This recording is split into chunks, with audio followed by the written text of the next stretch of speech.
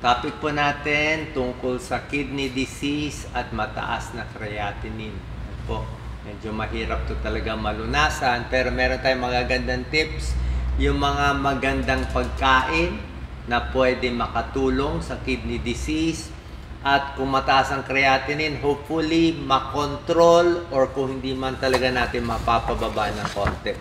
Pero ililinaw ko lang na kailangan nyo magpa-check up sa kidney doctor ninyo.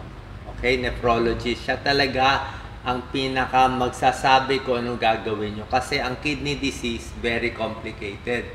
Maraming stage yan. May stage 1 kidney disease, stage 2, 3, 4, 5. Bawat stage, iba-iba ang gamot, iba-iba ang pagkain na pwede. Itong papakita ko lang sa inyo, guide lang to. Guide to na pag mataas na creatinine, pag medyo malala na, ito medyo pang malalang stage na stage 3, 4 na ng kidney disease, malamang ito na yung mga pagkain ipapakain sa inyo. So, mabababa niya creatinine, hindi natin masabi, pero kung itong mga healthy foods kakainin natin, sigurado bababa blood pressure mo. Mas healthy to Tapos, pati blood sugar mo, mas healthy. Siyempre, ayaw natin matataba, maaalat. So, pag bumaba blood pressure, blood sugar mo, itong dalawa naman talaga ang sumisira sa kidneys. Itong mga pagkaing unhealthy ang nagpapataas ng blood pressure, nagpapalala ng diabetes, kaya tumataas ang creatinine. Kaya pag healthy foods, at least hindi na siya tataas, who knows, baka mabawasan pa konti-konti. So, having said that disclaimer, ito pwede natin gawin. Ang creatinine kasi waste product yan ng katawan natin. Nakukuha yan sa pagkain. Okay? Pag marami kang kinakain ng mga karne, o baka sa muscle breakdown, pag masyado nag-exercise din. Ito ang normal creatinine ng lalaki, 0.6 to 1.2. Pag babae, 0.5 to 1.1 milligrams per DL. Pero, depende rin sa sukat. May taong malaking lalaki, maskulado, minsan kahit 1.3 pwedeng normal pa. Depende kung malaki ang build niya. Pero kung payat ka lang, tapos 1.2, 1.3 lampas ka, may mataas na yung creatinine. So, tulad na sinabi ko, kidney doctor, nephrologist. Bakit tumataas ang creatinine? Yan na nga, kidney disease, di ba? Stage 3, stage 4, malamang doon tataas na. May bara sa kidneys, minsan dehydrated, ito nasobrahan ng protina. Kaya nga ang mga kidney specialists, like sila Dr. Montemayor, lagi kong giniguess, ang lagi nila pinapayo sa pasyente, pagkain. Bawas karne, bawas karne, bawas karne. Puro gulay. Yung talagang gusto nila para hindi na lumala yung creatinine ninyo. Maraming protein kasi ayaw pagsira na ang kidneys. Pag mataas na creatinine. Pero, kung ikaw ay teenager, wala ka naman sakit, o 20s ka, wala kang sakit, healthy ka naman, gusto mong kumain maraming karne, pwede naman, wala namang kaso. Healthy ka Pero yung may sira na yung kidneys, yun ang point Pag mahina na yung kidneys mo, mataas na yung creatinine, yun na ang bawal ang maraming karne. Limitado na. Sobrang exercise, hindi rin maganda. Kasi sobrang exercise, muscle breakdown din yan Parang lalo na yung mga boxing, nabubugbog. Diba? Yung mga nag-hazing, diba? Bawal yung hazing, pero yung ibang kababayan natin gusto. So, pag nabugbog, lalabas yung mga muscle fiber, pwede rin mag-kidney failure. May gamot na nakasira sa kidneys, mga pain reliever, pwede rin makasira. Okay? So, ingat din. So, yan po, muscle destruction, high intake of meat, yan. Paano ibababa ang creatinine? Yung mga pagkain, tinuturo ko sa inyo. Pero tubig, maganda po. 2 to 3 liters of water, maganda yan. Tapos, iwas rin sa sobrang exercise, di ba? Pwede, pero wag naman siguro, baka masyado nagmamarathon, mahirap din. Sapat na tulog, maganda rin. Tubig, mga 2 to 3 liters. 8 glass to 12 glass in a day. Pwede yan. Basta maganda pa ihi nyo. Itong tuturo ko sa inyo, sabi ko nga, pang medyo malala na, pag mga stage 3 na, pag medyo malala kasi talagang bawas na asin. Actually, bawas asin naman, kahit sino naman dapat bawas asin eh. Phosphorus, tsaka potassium. Yung potassium, babawasan lang kung mataas na talaga creatinine at tumataas na yung potassium. Ibig sabihin, hindi na nalalabas ng kidneys yung potassium. So, kasi maganda talaga ang potassium-rich foods. Actually, sa healthy na tao, gusto natin potassium-rich foods. Mga patatas, saging, yan, mga prutas, gusto natin yan. Pero yun na nga po, pag sirang-sira na yung kidneys, takot ka na nga sa lahat. Kahit potassium, takot ka na. Kahit proteina, takot ka na. Iniingatan na. Okay, yan ang kidney-friendly diet. Tulad nito. Sodium, bawas. Phosphorus, bawas. Potassium and protein, babawasan depende sa stage ng kidney disease. Anong stage? Stage 1, pwede ka pa kumain ng mga potassium-rich foods dito. Kahit protein. Actually, stage 1, baka normal pa creatinine mo.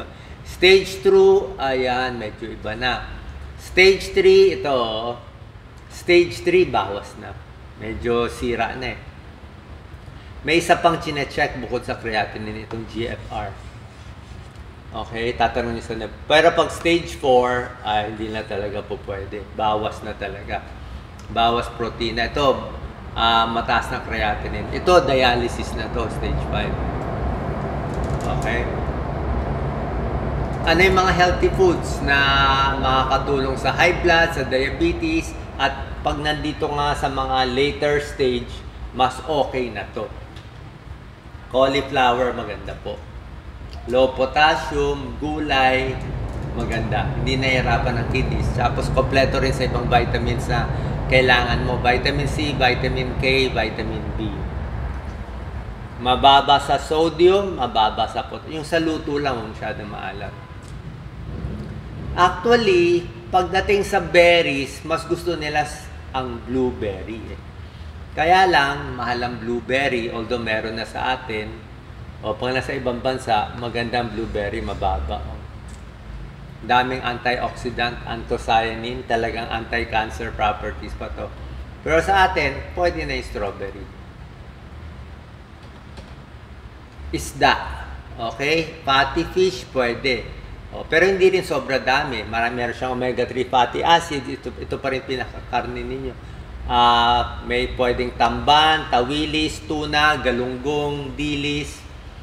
Hindi rin sobra dami. Yung tama lang dami. Sa ibang bansa, mas gusto nila itong sea bass eh. Tingin nila mas kidney friendly eh. I'm not sure kung gaano karami, kung meron din tayo dito. Red grapes, pwede ang red grapes. Mataas siya sa antioxidant, flavonoids. Meron siyang resveratrol. Napakaganda nito. Tignan nyo, low sodium, low potassium, low phosphorus. Oh. Ito yung talagang kidney-friendly na prutas. Egg white, pwede rin. Diba? Gusto mo ng protina, pero itong protein, mas okay sa kidneys kaysa sa baboy at baka. Pero mas gusto natin egg white. Egg yolk, konti lang. Ayan o. Sodium, potassium, phosphorus, hindi ganun kataas. Garlic, okay? Bawang, maganda ang bawang, di ba? Para sa high blood, para sa high cholesterol. Bawang, may manganese, vitamin C, vitamin B6. At hindi mataas dito sa tatlong component na binabantayan natin. Pagdating sa protina, mas gusto natin manok, chicken na walang balat compared sa baboy at baka. Apahap yung Tagalog ng sibas. Apahap? So okay. Meron din apahap. Okay. Mas gusto nila eh. Siguro mas light ang lasa, baka mas less itong mas kidney friendly siya. Manok pwede rin, yung breast, chicken breast. cabbage, repolyo. Maganda repolyo, di ba? Pampapayat, okay din na repolyo. Vitamin K, vitamin C, maraming vitamin B, maraming fiber para maganda pagdumi mo. Low potassium, low phosphorus, low sodium. Kaya nga, gulay. Diba? Bawas sa karne. Onions, okay din. Pampalasa. Ang baba na habalang sodium, baba rin ang potassium and phosphorus. Mataas sa vitamin C, vitamin B. Meron ding mga prebiotic fibers. Pineapple, pwede. Okay? Low potassium ang pineapple. Sa mga prutas kasi, hindi lahat nga kung mataas na ang potassium nyo, yung saging medyo bawas na yun. Saging, patatas. Pero medyo end stage na yun. Kaya nga sabi ko sa inyo, payo lang to, pero itong tinuturo ko malamang pag medyo malalang kidney disease. Baka naman yung creatinine ninyo, konti lang ang taas. Allowed pa kayong mag-potassium. Allowed pa kayong magdami konti ng protina. So okay lang. Kaya nga sinasabi ko, ang nephrologist nyo, ang kidney doctor nyo, ang Supreme Court, siya magsasabi, pwede gano'ng karaming potassium, phosphorus, at protein, pwede ka. Pero yung sodium, gusto natin bawas. Pero ang pineapple, pwede to. Any stage, may bromelain, vitamin C, manganese. Radish, maganda rin. Low potassium din pala siya, low phosphorus. So kita mo, ang hirap talaga ng kidney diet Diba? Kasi dapat lahat ng prutas, gulay nga pwede. Pero pag may kidney problem, pinipili pa. Hindi lahat ng prutas at gulay. Radish, okay. Singkamas. Singkamas, maganda singkamas, Alternative siya, provides Labanos, singkamas. Labanos, singkamas, pwede siya. May protein, may konting phosphorus, potassium, medyo mababa din. Sa mushroom, alternate source, di ba? May protein din to konti, shiitake mushroom, meat substitute. Kasi nga, medyo iwas tayo sa karne na nakakataas ng protein, di ba?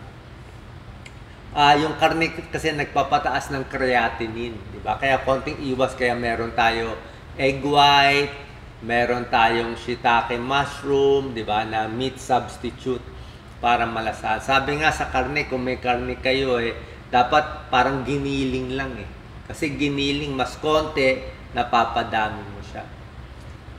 Yan. Very healthy ang shiitake mushroom. May anti-cancer properties pa to. Mababa pa sa sodium, potassium, and phosphorus.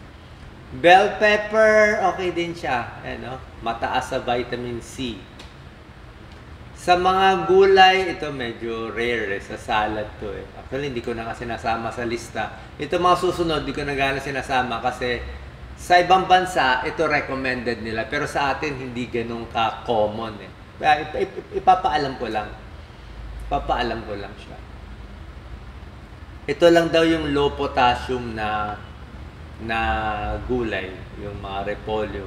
Spinach and kale, mataas sa potassium Kaya medyo, sa healthy na tao, ang ganda ng spinach at kale. Ito nga, kidney disease na mataas na creatinine, iba ng usapan.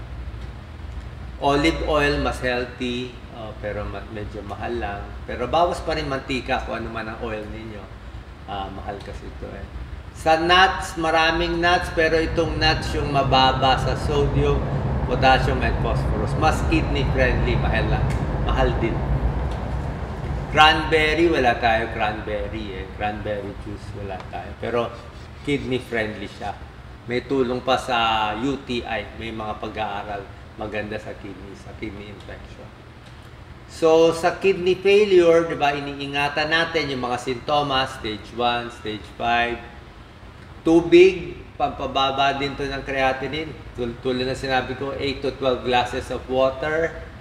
May tulong yan. Huwag masyado magja-jogging. Ayaw nga lalo na kung may sira. More lakad, moderate exercise. Tulog, napakahalaga.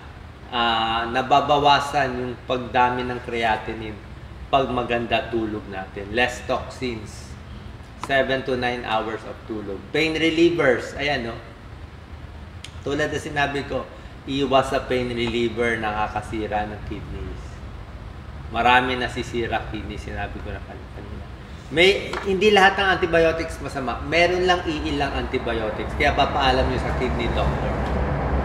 Protina. Ito sinabi ko kanina, bawas protina. Ayan, kaya nga giniling lang eh. Ito, kahit nga milk, bawas eh. Yung egg white, pwede egg yolk ang ano. Ang gusto nating ang protein source mo, mga munggo, mga ganun eh, more gulay.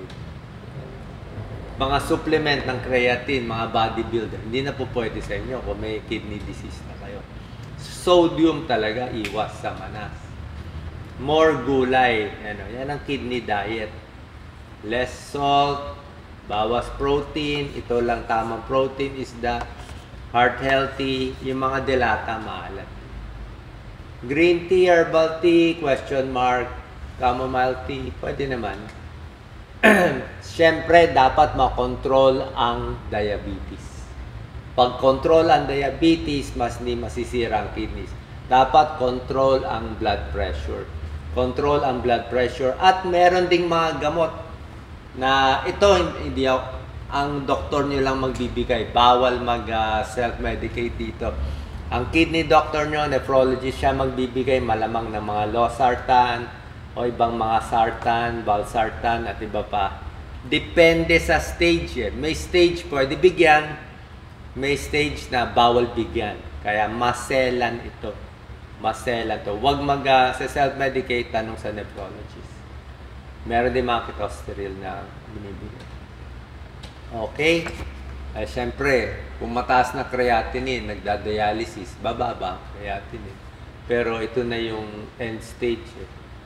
Walang masama sa massage kung gusto niyo magpa-massage. Okay, depende. Sana po nakatulong tong video natin para sa may problema dito sa kidney disease at mataas na creatinine. Consult po tayo sa inyong kidney specialist at nephrologist. Siya po ang dapat yung sundin. At least yung sa akin, mas naiintindihan lang po ninyo. God bless.